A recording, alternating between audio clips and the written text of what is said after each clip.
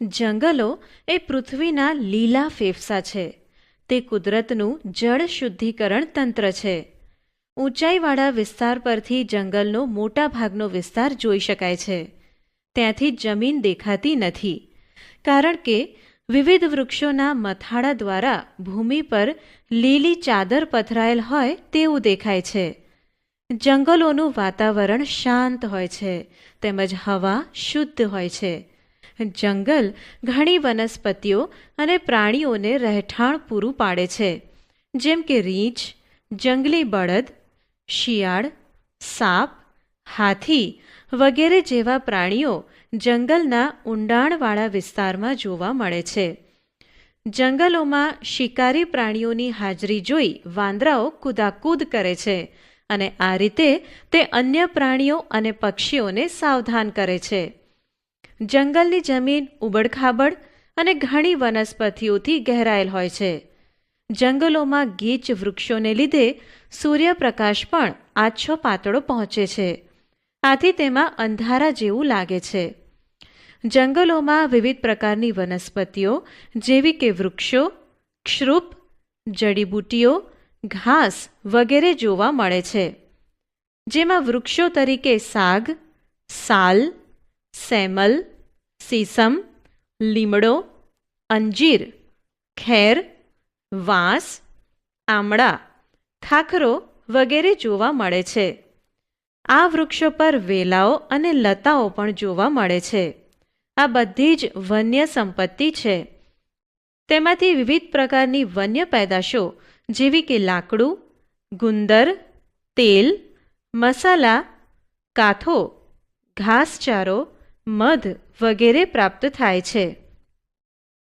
આ ઉપરાંત વન્ય પેદાશોમાંથી બળતણનું લાકડું, પ્લાયવુડ, ફર્નિચર માટેનું લાકડું, પેપર, દિવાસળી, ખોખા બનાવવા માટેનો કાચો માલ પ્રાપ્ત થાય છે.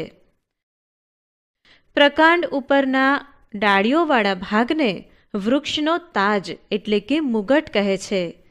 જંગલમાં ઊંચા વૃક્ષોની ડાળીઓ નીચા વૃક્ષ પર છવાઈને છત્રછાયા પ્રદાન કરે છે. તેને છાયા તરીકે ઓળખવામાં આવે છે. વૃક્ષોના મુગટ વિવિધ પ્રકારના તથા કદના હોય છે. જંગલમાં મુગટથી રચાતી જુદી જુદી આડી હરોળ જોવા મળે છે, જેને વાનસ્પતિક સમૂહો કહે છે.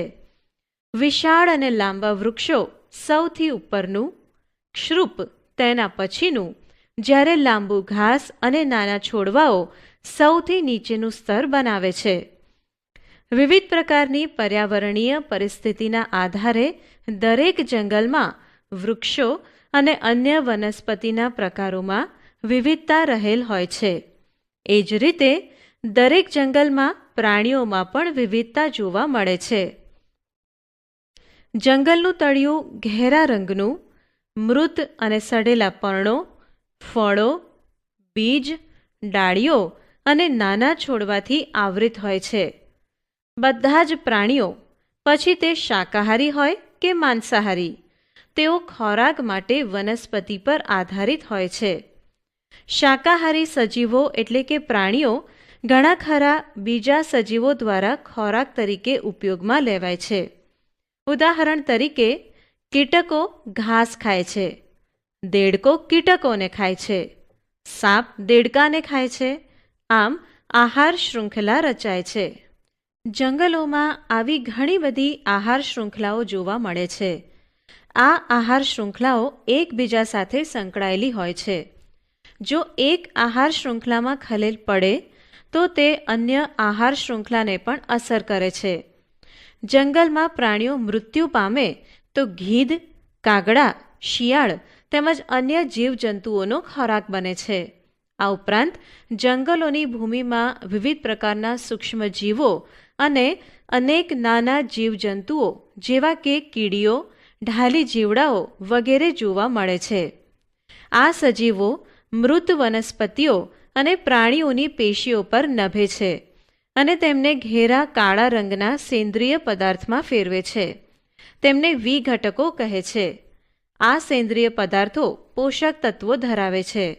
આ પોષક તત્વો વનસ્પતિ દ્વારા ફરીથી શોષાય છે આથી કહી શકાય કે જંગલોમાં કશું નકામું જતું નથી. વનસ્પતિ પ્રકાશ સંશ્લેષણ દરમિયાન વાતાવરણમાં ઓક્સિજન મુક્ત કરે છે. આમ તે પ્રાણીઓના શ્વસન માટે ઓક્સિજન પૂરો પાડે છે.